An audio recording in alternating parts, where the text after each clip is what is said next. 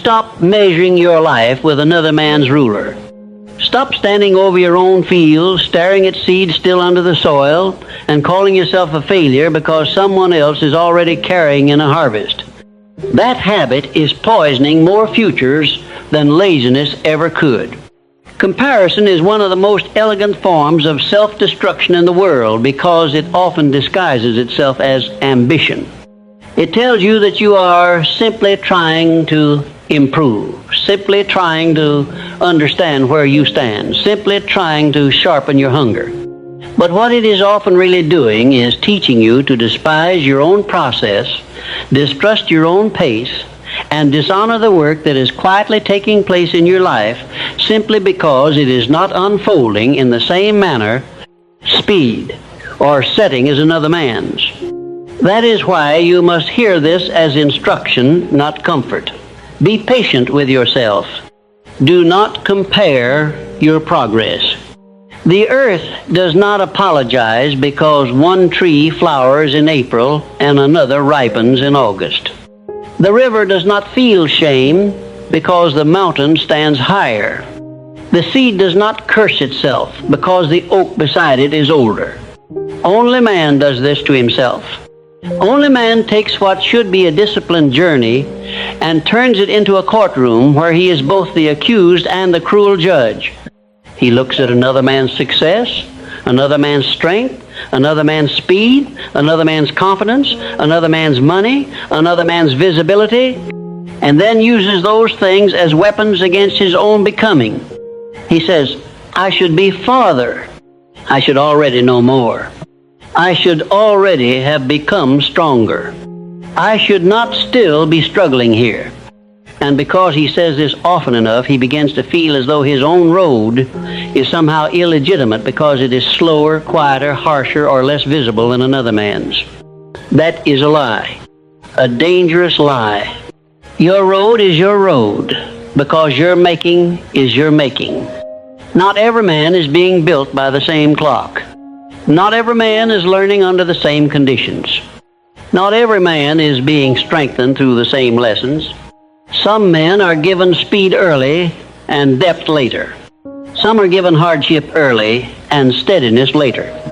Some are allowed to rise publicly before they are inwardly strong and must then suffer the humiliation of learning privately while being watched. Others are built in hidden places for a long time before life ever lets their name travel beyond a narrow circle. One man learns through quick responsibility.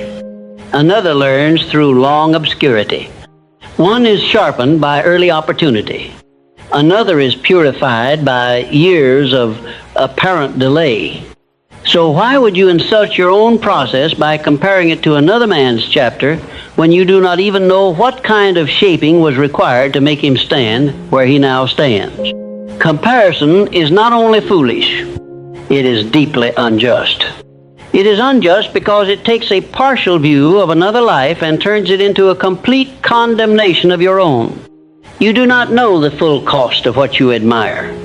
You do not know the private failures, the hidden training, the humiliations, the disappointments, the losses, the repetitions, the plain faithful days, the expensive corrections, or the inner wars another man had to endure to build what you now see from a distance. You are comparing your private process to another man's public result. That is ignorance pretending to be discernment. And when a man keeps doing this, he does not become wiser. He becomes weaker. He loses respect for the work in front of him because he keeps daydreaming about someone else's finish line. This is why patience with yourself is not softness. It is intelligence. It is the recognition that growth has seasons, that strong things often take longer than pride can tolerate, and that most worthwhile transformations are invisible long before they become impressive. Patience does not mean laziness. It does not mean making excuses. It does not mean refusing correction or settling into mediocrity. It means refusing to panic because your progress is unfolding in a way that bruises your vanity. It means refusing to despise the stage you are in simply because it does not look like the stage someone else is in. It means continuing to work, to learn, to sharpen, to build, to repeat, to obey, even when the pace of your own growth feels humbling. Humbling is not the same as hopeless. Many men do not need more pressure. They need more perspective. They are driving themselves with a whip, when what they actually need is a clearer understanding of how great things are formed. Consider the blacksmith. He does not strike the metal once and then curse it because it has not become a sword. He understands shaping. Consider the farmer.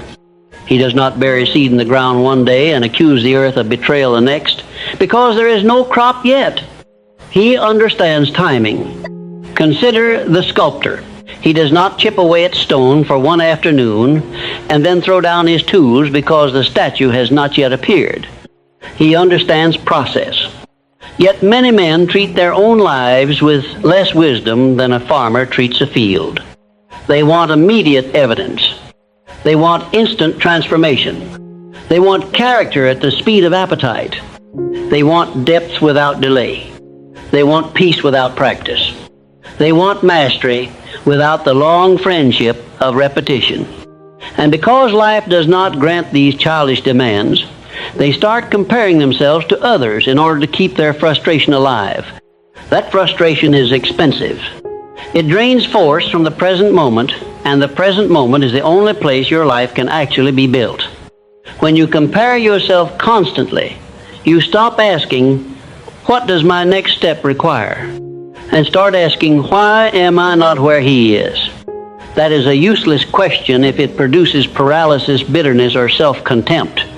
It makes you clumsy. It makes you dramatic. It blinds you to the actual work of the hour. Comparison does not strengthen your foundation. It tempts you to abandon your own bricks because you are too busy staring at somebody else's finished wall. And if you keep doing that long enough, you do not merely lose peace. You lose progress. Because progress requires attention, and comparison steals attention from what is actually yours to build. Let us speak honestly about what comparison usually reveals. It reveals impatience with the plainness of your own road. It reveals that part of you still wants to be seen more quickly than you want to be made solid.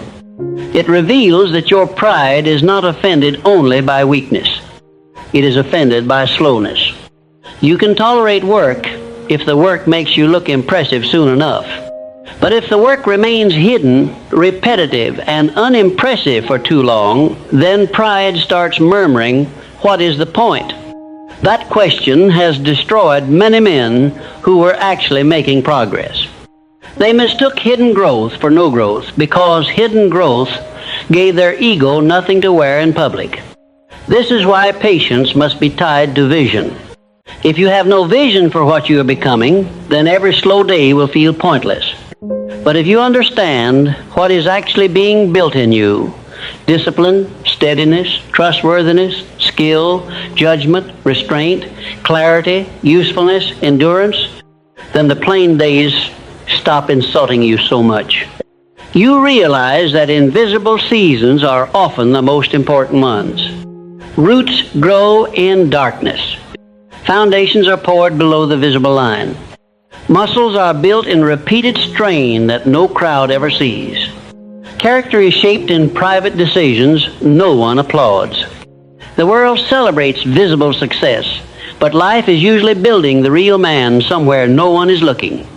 If you cannot respect that, you will keep quitting in the hidden places where your future is actually being prepared. Now, here is another truth you must accept if you are going to stop comparing yourself. Different men are being taught different lessons at different times. You may look at another man and envy his speed, not realizing that speed has spared him a lesson you are being required to learn now because your future will demand it later. You may envy another man's confidence, not realizing it is fragile because it was never tested in the darkness that is now teaching you how to stand without praise. You may envy another man's money, not realizing his character is still weak with stewardship and that his current season may later expose what your slower road is training you to avoid. Not all delay is denial. Sometimes delay is instruction. Sometimes slowness is mercy. Sometimes your road feels longer because it is building more than you can yet appreciate. That is why a wise man stops asking only, "Why am I not there yet?" and begins asking, "What is being built in me here?" That question can save your future. It returns you to usefulness. It makes the present hour rich again. It keeps you from wasting your season in jealousy. Perhaps your current stage is teaching you patience because your future influence would become dangerous without it. Perhaps it is teaching you financial restraint because more income without restraint would only multiply carelessness. Perhaps it is teaching you faithfulness in obscurity because public visibility without inward weight would ruin you. Perhaps it is teaching you emotional sobriety because your old habit of living by feeling would sabotage a larger responsibility. Whatever the lesson is, it belongs to your road. And if it belongs to your road, then despising it because another man is learning something else in another season is nothing but vanity. Patience with yourself also means learning how to measure properly. Weak men measure only visible result. Wise men also measure direction, consistency, correction, sobriety, and return. Are you clearer than you were 6 months ago? Are you less careless with your time? Less emotional with your money? Quicker to recover after a weak day? Less hungry for applause? More willing to do plain work without complaint? More selective about what gets access to your mind? More honest about your own leaks? More governed in your speech? These things matter. In fact, they are often the very signs that the deeper work is succeeding. But if your eyes are fixed only on the fact that another man is further ahead in some visible way, you will miss the profound changes already taking root in your own life. This is one of the tragedies of comparison. It blinds a man to his own evidence. He has become more disciplined, but he cannot honor it because someone else is richer. He has become more stable, but he cannot appreciate it because someone else is more visible. He has overcome habits that nearly ruined him, but he still feels ashamed because someone else reached a larger audience sooner. This is madness. It is the madness of a man who would rather borrow another person's story than steward his own. But your life will never be built by admiration mixed with self-contempt. It will only be built by respectful obedience to what your own road requires now. Now let us strike at something even more dangerous. Comparison often makes men impatient not only with the process, but with the structure required by the process. They begin cutting corners because they want to catch up. They start imitating results without undergoing formation. They pretend maturity before they have built it. They take risks their judgment is not yet ready to carry. They overextend. They overspend. They talk too much. They chase opportunities their inner life cannot yet safely hold. Then when the collapse comes, they call it misfortune. But often it was simply impatience trying to dress itself as boldness. The desire to catch up can make a fool out of a man who was originally on a good road. Do not ruin your own foundation trying to match someone else's height. That sentence should be carved into your mind. The tower that rises too quickly on weak supports becomes a warning to others. A slower build with stronger depth may not flatter your pride today, but it will protect your future tomorrow. The issue is not whether you look impressive now. The issue is whether your life can carry what you say you want. That requires patience. It requires letting depth grow at the speed depth grows. It requires letting discipline become normal, not merely dramatic.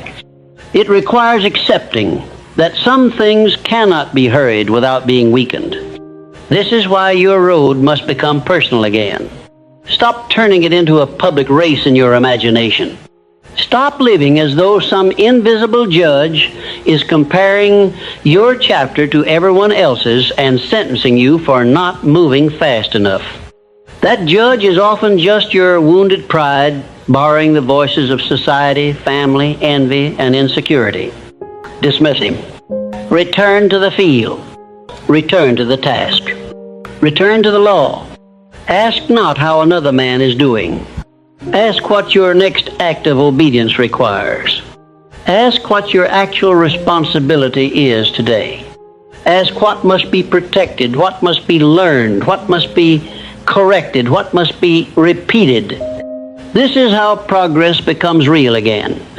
And perhaps that is the deepest freedom in all of this.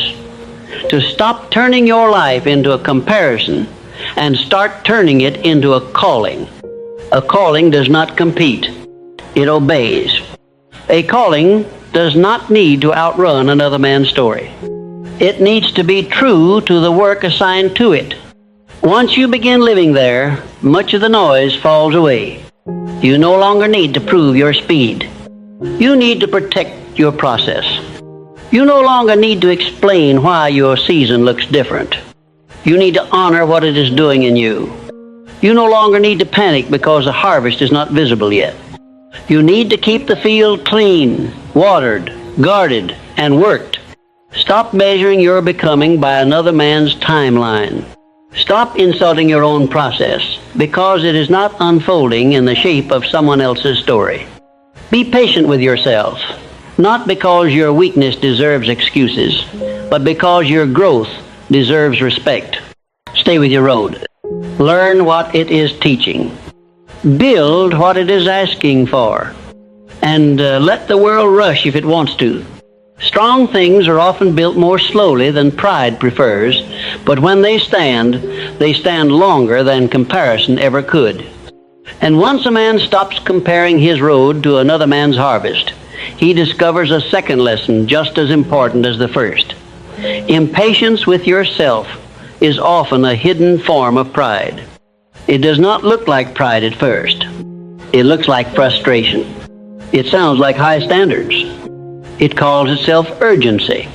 It says, I should be farther by now. I should be stronger by now. I should already know this. I should not still be dealing with these weaknesses. But behind that language is often a wounded vanity that cannot bear to be a beginner, cannot bear to be unfinished, cannot bear to be taught slowly, corrected repeatedly, and built in plain sight of its own limitations. That is why impatience is so dangerous. It does not simply make a man uncomfortable. It makes him disrespect the very process that could have made him strong. A proud man always wants his growth to look impressive. He wants the change to happen quickly enough that he never has to sit long in the humiliation of becoming. He wants to skip the stage where his work is awkward, his habits are inconsistent, his discipline still feels unnatural, and his confidence has not yet become rooted. He wants the polished version of himself without enduring the slow construction of it. But the laws of life do not bend for wounded pride. Strength takes time. Order takes repetition. Financial wisdom takes correction. Peace takes discipline. Character takes trial. And the man who keeps demanding immediate maturity from himself often becomes cruel toward himself in ways that do not produce strength, only tension. That cruelty shows itself in subtle forms. He cannot acknowledge honest progress because it is not dramatic enough. He cannot appreciate a cleaner week because someone else has had a cleaner year. He cannot honor the fact that he returned faster from weakness because he is still offended that weakness showed up at all. He cannot value the small victory because his imagination is fixed only on large results. That is a miserable way to live.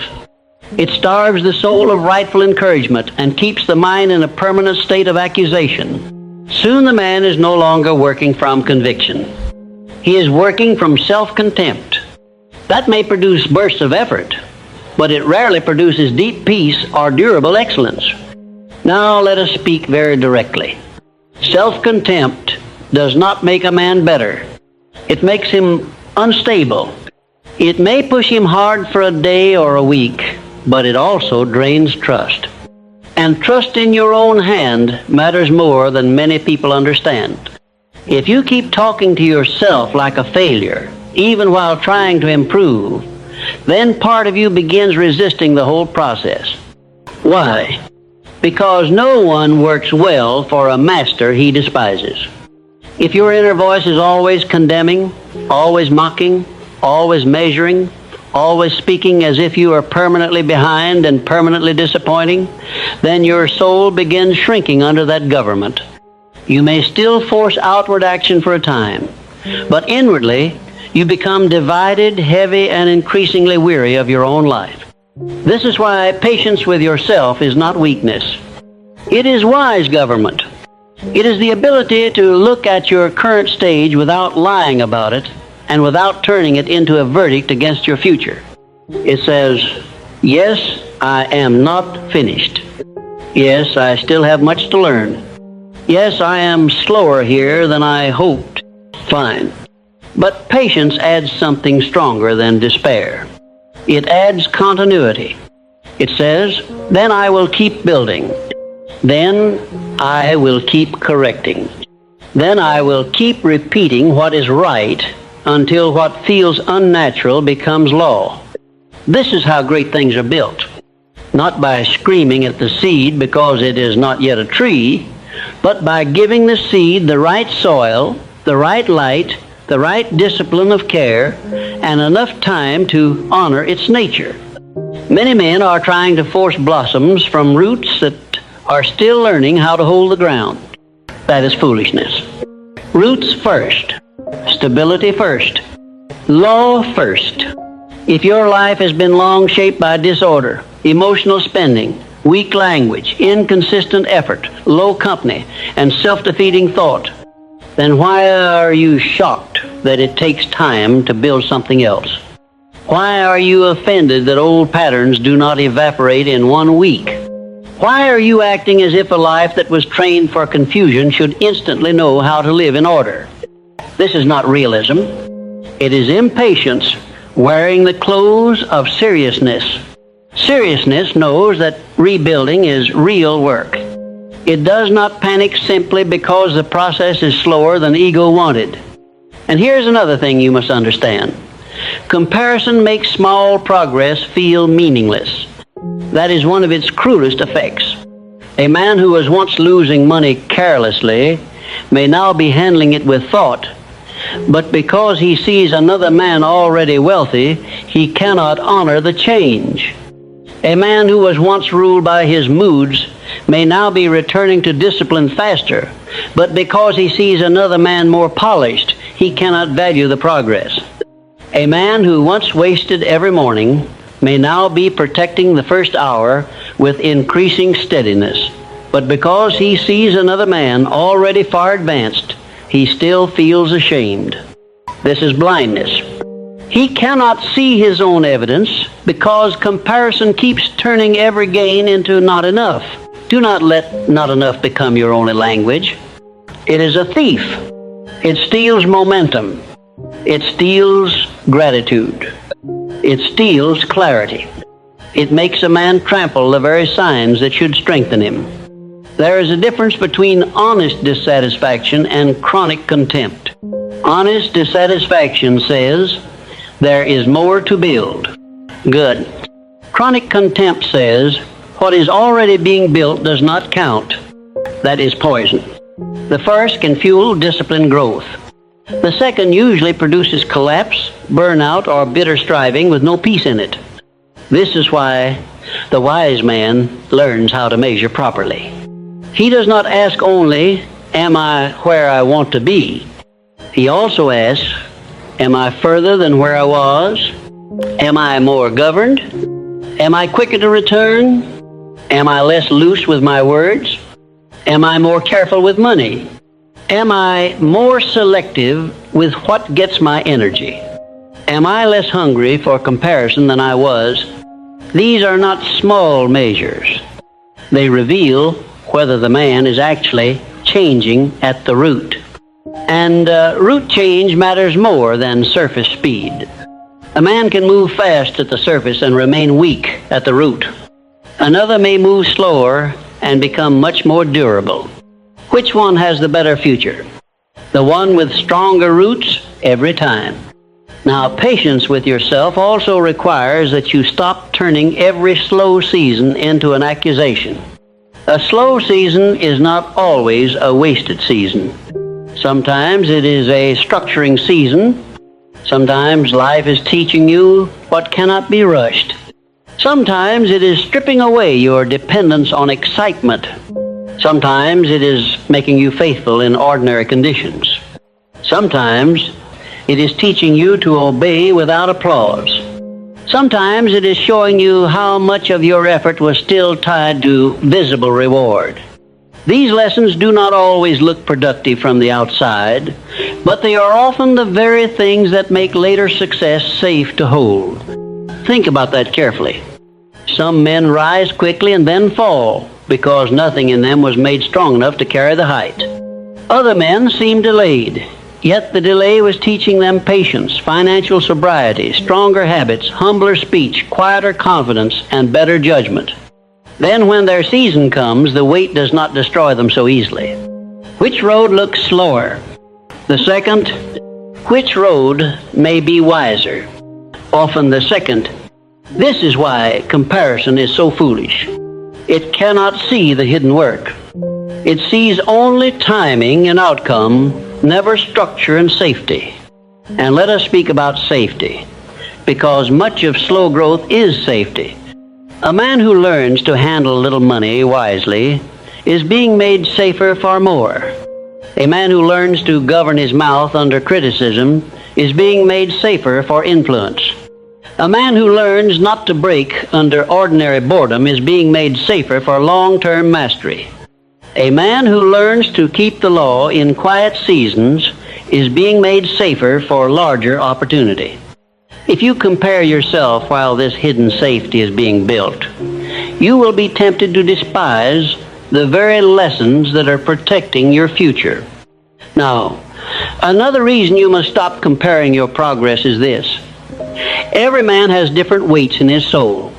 One man may struggle with courage, another with discipline, another with appetite, another with money, another with peace, another with vanity, another with despair. You may look at another man's visible strength and envy it, not knowing what he is inwardly weak against.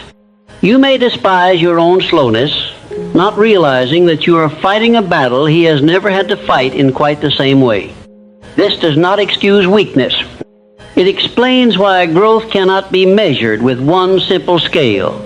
Some men are learning to run. Others are learning to stand. Some are learning how to lead. Others are learning how not to collapse when no one notices them. Different lessons, different weights, different roads. That is why patience must be joined to personal responsibility. Do not use your unique road to make excuses. Use it to aim your discipline. If this is where you are weak, then this is where law must become exact. If this is where you are slower, then this is where repetition must become more faithful. If this is where your old life trained you badly, then this is where your new life must now be trained deliberately.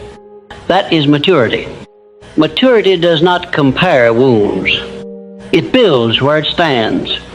And this is where many miss the beauty of plain daily progress. Plain progress is not glamorous, but it is powerful. A man speaks less foolishly than he once did. He comes back from weak moods faster.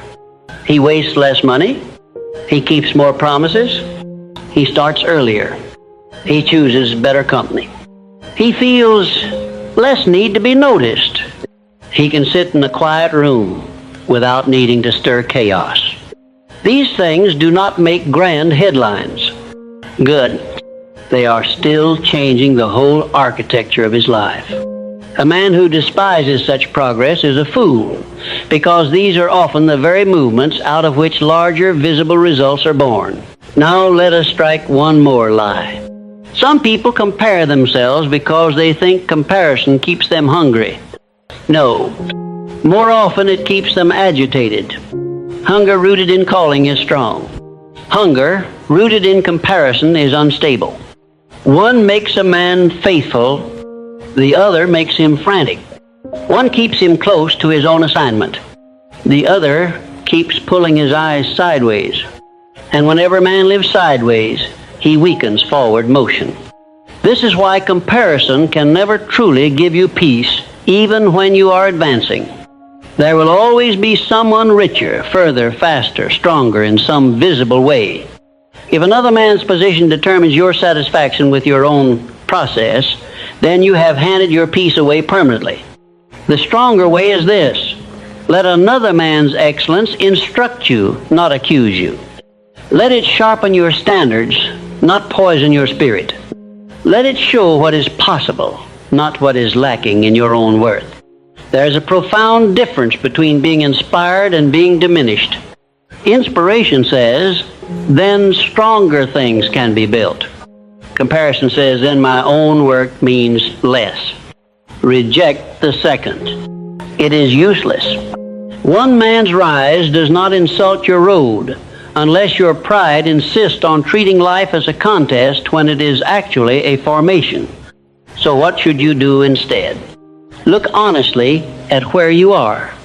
Name it plainly. Then honor the next step. Not the 10th step. Not another man's step. Yours. Protect the hour. Correct the spending. Keep the standard.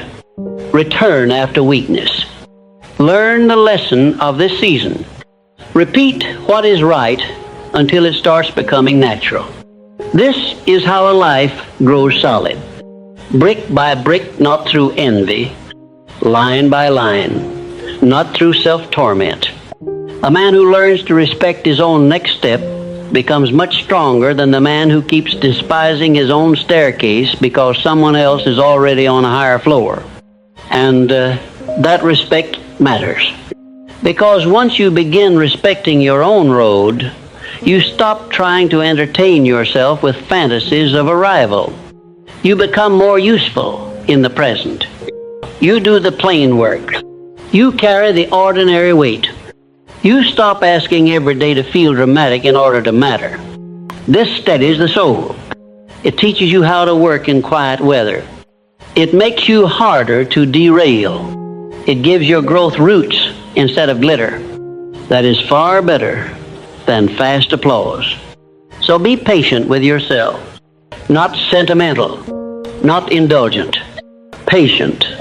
Respect the process enough not to whip it like a slave because it has not yet become what pride demanded by a certain date. Respect your own field enough to stop staring at another man's harvest with bitterness. Respect your own formation enough to keep building, even when the stage is hidden. The lesson is simple and severe. Comparison will make you abandon the bricks that were meant to build your house. Patience will help you keep laying them until one day you look up and realize that while you were busy honoring your own road, something strong, ordered, and deeply yours was quietly being raised.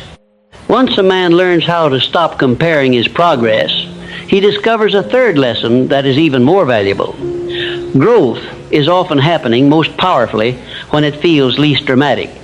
This is where the impatient soul usually becomes offended. It wants thunder.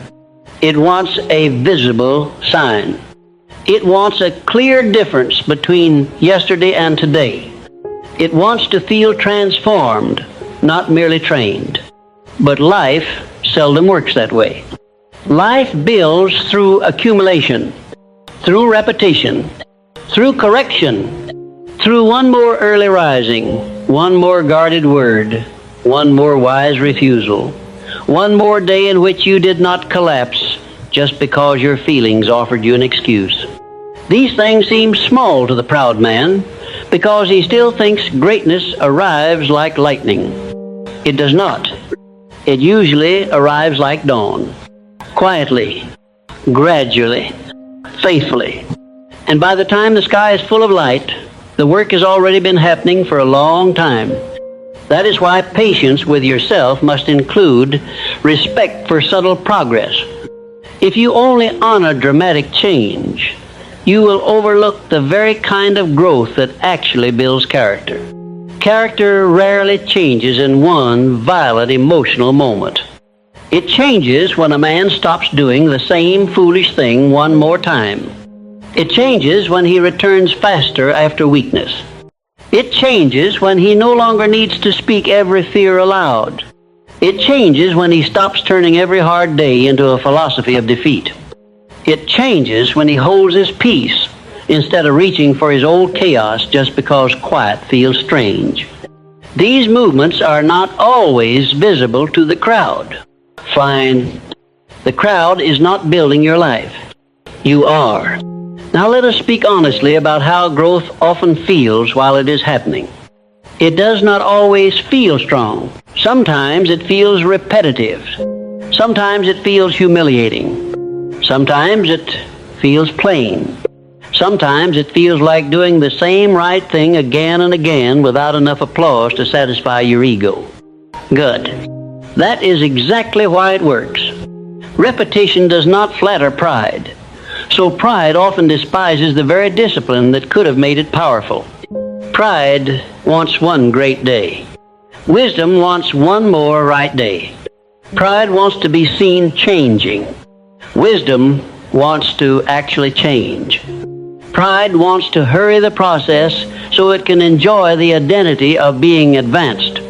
Wisdom is willing to stay in the workshop until the thing is strong, and strength is what matters. Not the appearance of speed, not the language of progress. Strength. A man may speak like he is advancing, and still be weak in the places that matter most. Weak with money. Weak with appetite. Weak with time. Weak with criticism. Weak with fatigue. Weak with loneliness. Weak with the temptation to compare. Weak with the urge to quit whenever the day feels too plain. But another man may appear slower while actually becoming much stronger at the root. He is learning how to return after drift, learning how to keep the law in ordinary weather, learning how to govern the hand when no one is watching, learning how to be less expensive to himself. That man may not look dramatic, but he is becoming dangerous in the best sense. He is becoming difficult to stop. This is why you must stop despising your own ordinary victories. If you once lost whole weeks to discouragement and now you lose only an hour before returning, that is not nothing. If you once wasted every margin and now you protect part of it, that is not nothing. If you once needed noise to feel alive and now you can sit in peace without trying to ruin it, that is not nothing. If you once explained every failure and now you correct more quickly, that is not nothing. These are not decorations. These are structural changes. They are the kinds of changes out of which entire new lives are built. But comparison blinds men to this. Comparison teaches you to look only at what is missing. It trains you to treat your own progress like an insult because it is not more visible, more celebrated, or more advanced than someone else's. This is a cruel habit. It starves gratitude without producing excellence. A man who cannot thank God for cleaner habits will not long remain faithful enough to build stronger ones. Gratitude does not weaken ambition. It stabilizes it. It lets a man see clearly what is already being built so that he does not throw it away in frustration. There is a world of difference between saying, "I am not finished," and saying, "Nothing in me has changed." One is honest. The other is blindness mixed with contempt. Now let us go deeper into why plain growth matters so much. Plain growth builds trust. A man watches himself keep one small promise, then another. He watches himself refuse what he used to obey. He watches himself rise when he once stayed down. He watches himself speak less foolishly, spend less impulsively, react less wildly, drift less often. The mind records these things. It begins trusting the hand more. And when a man starts trusting his own hand, he becomes steadier. He no longer sounds to himself like another loud dreamer who never stays with anything long enough for it to matter. This self-trust is one of the great hidden rewards of patience. The impatient man is always trying to leap into a future self he has not yet learned to trust. The patient man builds trust gradually, and therefore when larger responsibilities come, his own inner life is less likely to sabotage them. That sabotage is one of the things comparison makes worse. Why? Because comparison produces shame, and shame makes many men erratic. They either over-push or withdraw. They either pretend or disappear. They either perform confidence or sink into self-pity. None of these reactions builds well. But patience allows a man to stay realistic without becoming cruel. He can say, "I still have far to go," and also say, "I have genuinely changed here." That balance is powerful. It keeps him sober without making him hopeless. And hopelessness is one of the most expensive conditions a man can live in. It weakens effort, blurs judgment, and makes old habits feel inevitable again. This is why hope must be fed through evidence. Not fantasy. Evidence. What evidence is there that the old man is weakening? What evidence is there that order is growing? What evidence is there that your life is no longer quite as ruled by appetite, delay, fear, overspending, emotional turbulence, or weak company? Collect this evidence honestly. Do not inflate it, but do not insult it either. A wise man studies proof of growth because proof of growth gives strength for the next stage. It says, "This process is not imaginary. This law is working. This repetition is changing me." Without such proof, the man becomes vulnerable to comparison again because he has not trained his eyes to see what is actually happening in his own field. And speaking of fields, no farmer curses the ground every day because the fruit is not yet visible. He understands cultivation. He understands season. He understands that growth beneath the soil is not less real because it cannot yet be admired from a distance. Yet many men treat their own souls with less wisdom than a farmer treats dirt. They sow good seed for a week and then condemn themselves because the whole landscape has not changed. They guard their speech for 10 days and then declare themselves frauds because one careless sentence escaped under fatigue. They direct money more wisely for a month and then speak as if nothing is changing because the account does not yet reflect a fortune. This is childishness. It is impatience mixed with poor measurement. Poor measurement ruins many lives. A man measures only against the finish line, so the journey always feels humiliating. He measures only against another man's pace, so his own pace always feels weak. He measures only by visible outcome, so inward strengthening feels irrelevant. This is why he stays discouraged. His scale is wrong. Change the scale, and the spirit changes. Measure by faithfulness. Measure by direction. Measure by how fast you return. Measure by how much nonsense you no longer tolerate from yourself. Measure by whether your private conduct is becoming more aligned with what you say matters. These are builder's measures. They reveal whether the structure is actually rising, even if the roof is not yet on. Now, patience with yourself also demands that you respect the way healing works. Some men are not merely learning discipline. They are recovering from years of inner disorder, shame, fear, loss, and wrong teaching. They are trying to build peace in a soul that has known little of it. They are trying to learn wise stewardship after years of emotional spending. They are trying to become calm after long loyalty to pressure. Why would you expect such a man to walk like someone who was trained well from the beginning? He may become stronger than that other man one day, but first he must heal what was bent. Healing takes time. Healing often looks slow. Healing can feel unspectacular. But healing is not delay. It is preparation for rightful strength. And this is why you must stop envying people whose road required different repairs than yours. Another man may be building on cleaner ground. Fine. Build on your ground anyway. Another may be moving quickly because his fight is in another area you cannot see. Fine. Build on your ground anyway.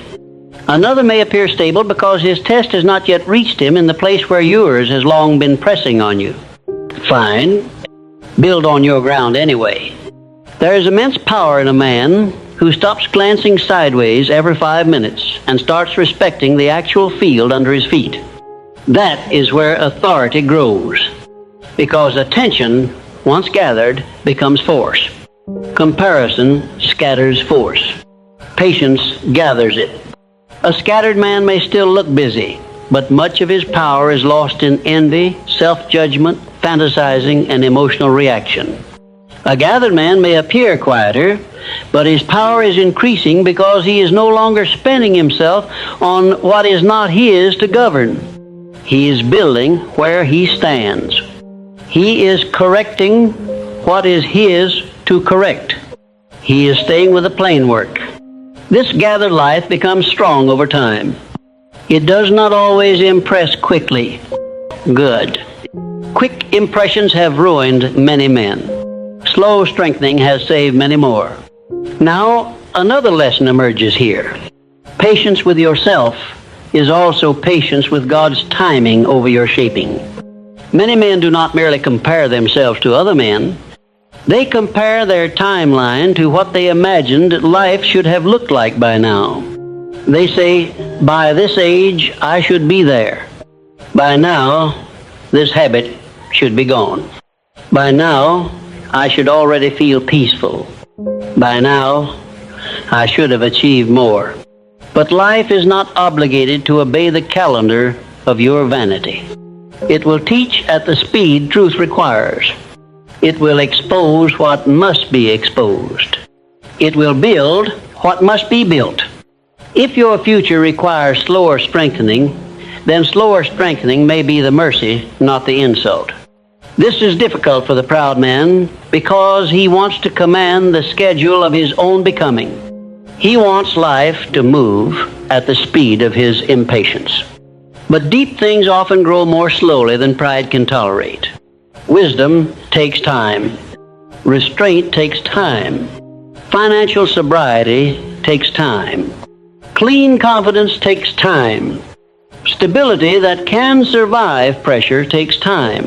If you rush these things, you often get the appearance without the depth. An appearance without depth is dangerous. It rises quickly and breaks loudly. Better a slower build with stronger beams. So now let the command come directly. Stop demanding a full harvest from a field you only began tending seriously not long ago. Stop treating every slow day like a betrayal. Stop measuring your hidden formation against another man's visible fruit. Stop insulting the plain work that is making you capable of more. You are not helped by contempt.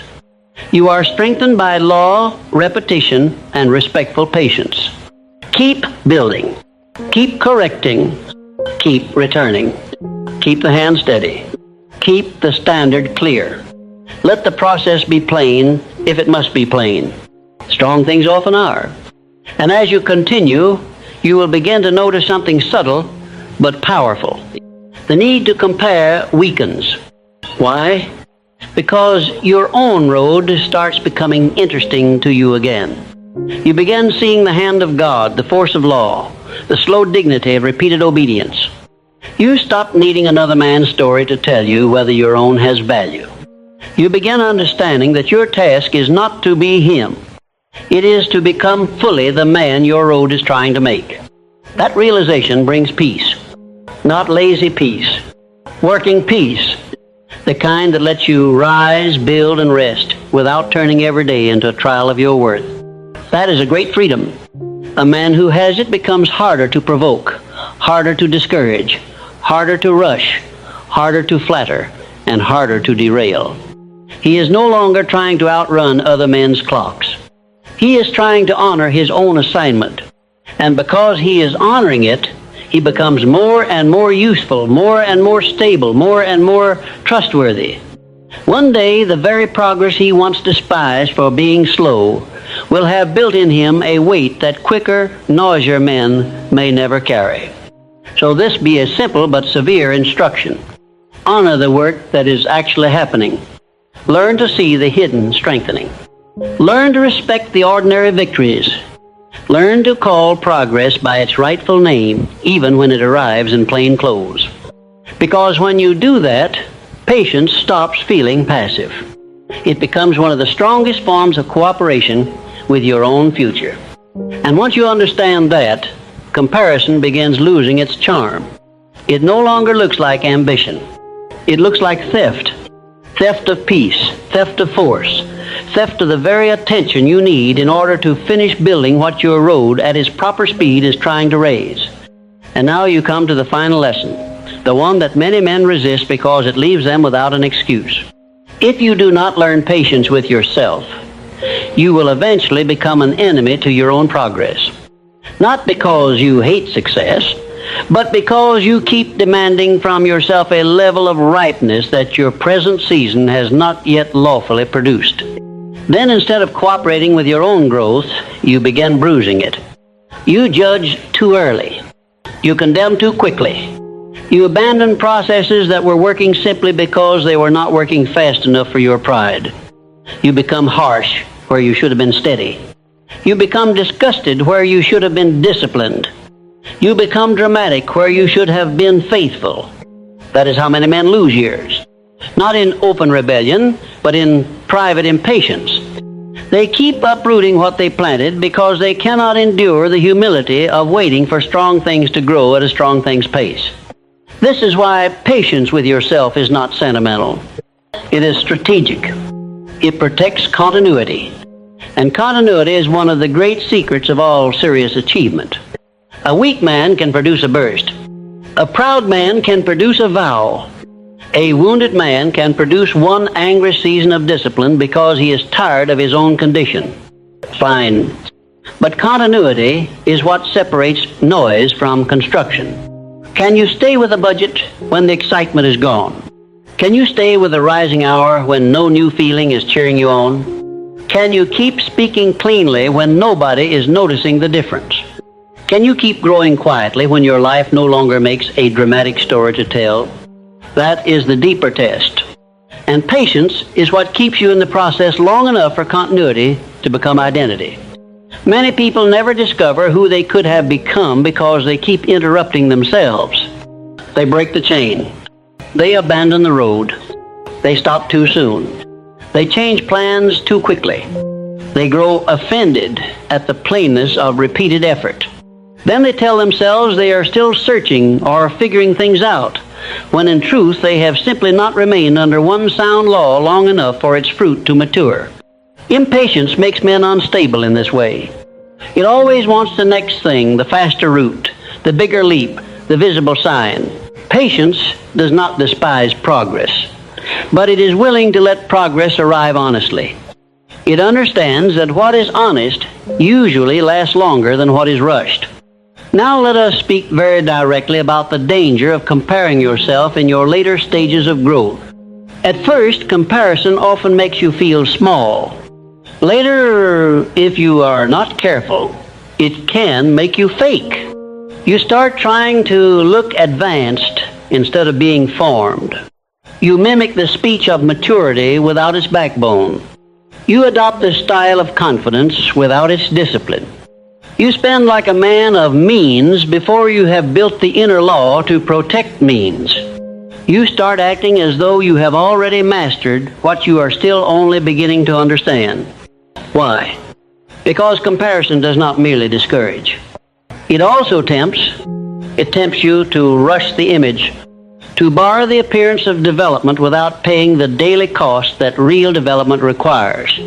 That is one of the most expensive forms of dishonesty in the world.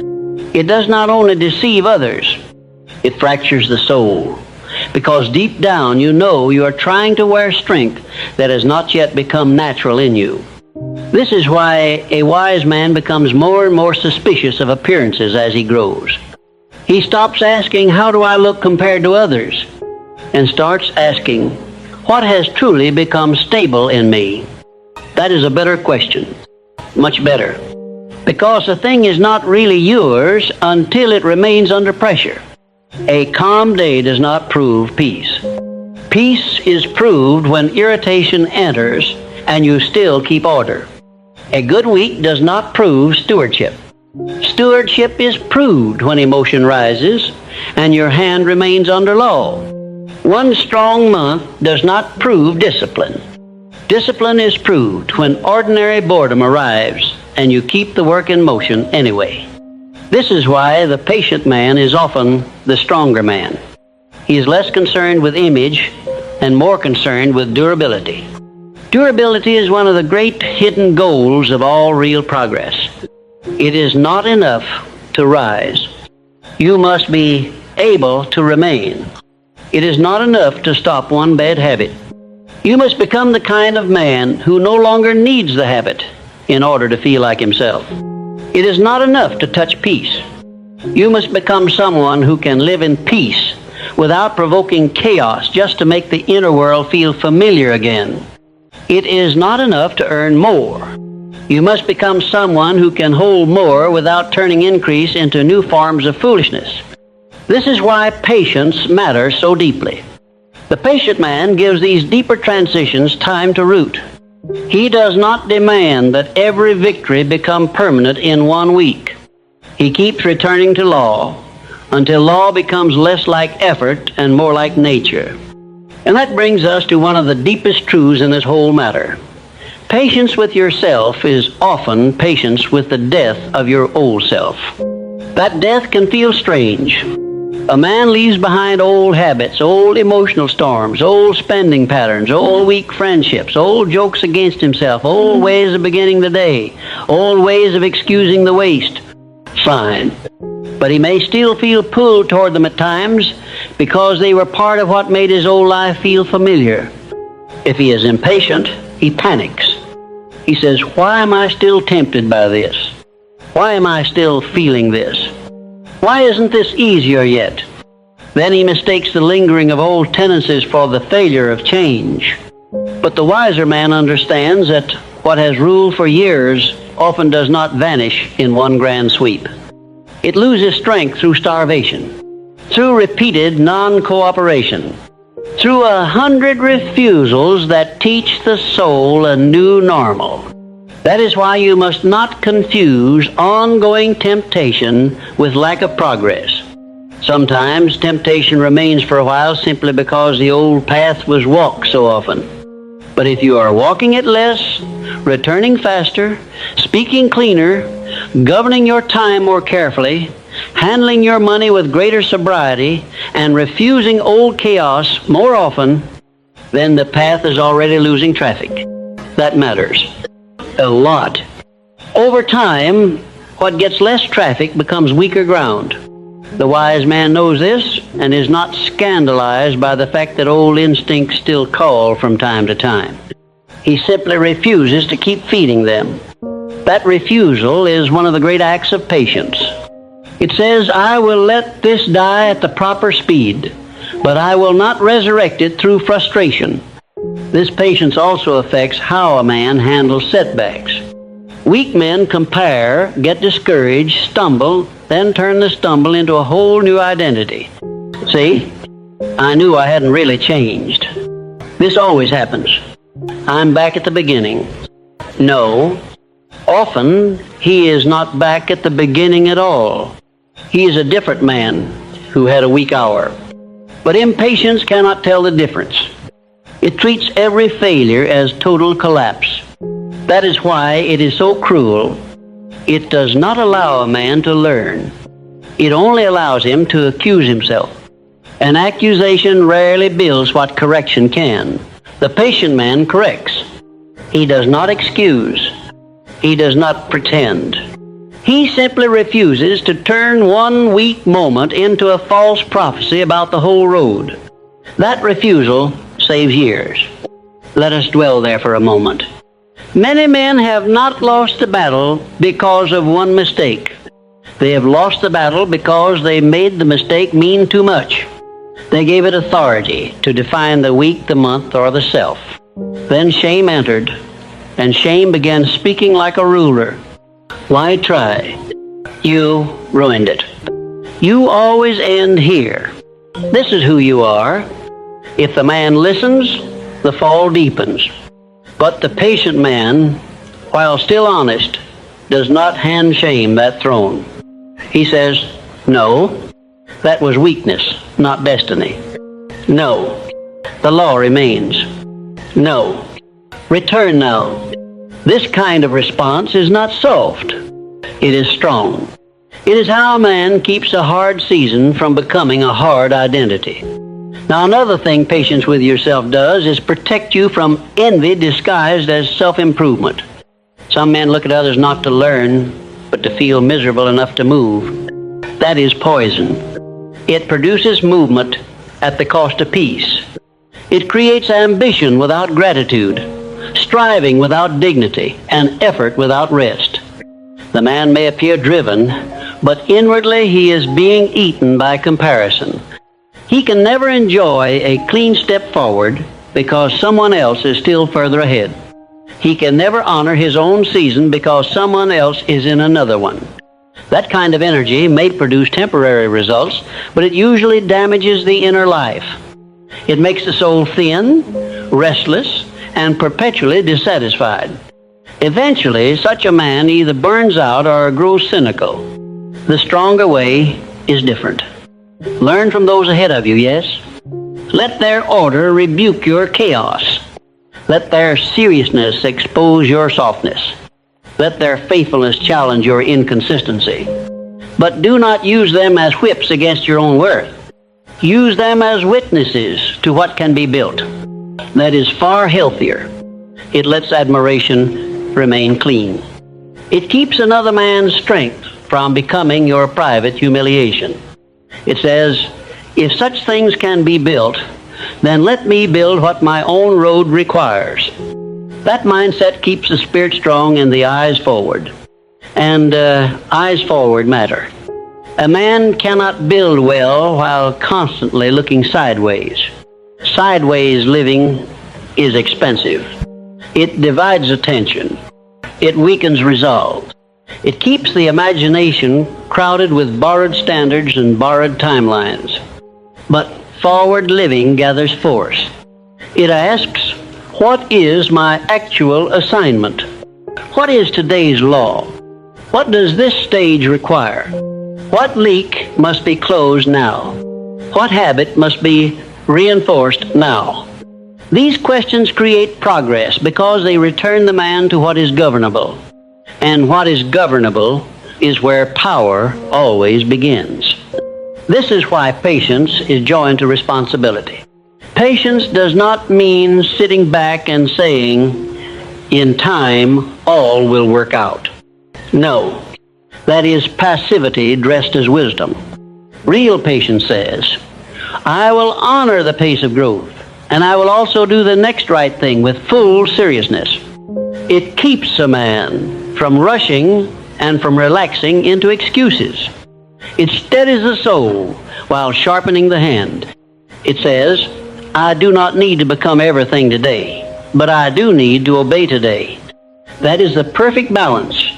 It prevents despair and prevents laziness. It keeps the man in the middle road where strong lives are usually built. Now consider the beauty of such a life. A man no longer wakes up every morning at war with his own stage. He is not proud of weakness, but he is no longer shocked by the fact that real growth takes time. He can look at his unfinished places without self-contempt. He can work hard without treating himself like an enemy. He can receive correction without turning it into humiliation. He can rise from mistakes without acting as if he must begin from zero every time. This steadiness is a gift. It makes the soul less noisy. It makes the day more usable. It creates room for deep work, and deep work is what patience protects. Shallow men love quick impressions. Strong men build deep things. They understand that roots matter more than flashes, that repeated law matters more than occasional intensity, that a stable account matters more than one loud season of gain, that a governed tongue matters more than one good speech, that a calmer spirit matters more than one emotional breakthrough. The patient man can build these deep things because he is not demanding that every day prove itself grand. He is content to let enough days, handled rightly, prove themselves strong. So now let the final instruction come plainly. Stop insulting your process because it has not yet become beautiful enough for your pride. Stop acting like your slower season means a lesser destiny. Stop turning another man's pace into your private accusation. Return to your own road. Respect your own field. Guard your own seed. Water your own roots. Build your own wall, one sound brick at a time. And if the work is plain, good. If the growth is slow, good. If the process is humbling, good. Strong things often are. Because in the end, the goal is not to impress yourself with speed. The goal is to become the kind of man who can carry what he is building with steadiness, dignity, and law. That kind of man is rarely formed in a hurry. He is formed by patient repetition, by wise correction, by quieter obedience than pride enjoys, and by refusal to let comparison keep stealing the honor of his own becoming. That is the road. Stay on it.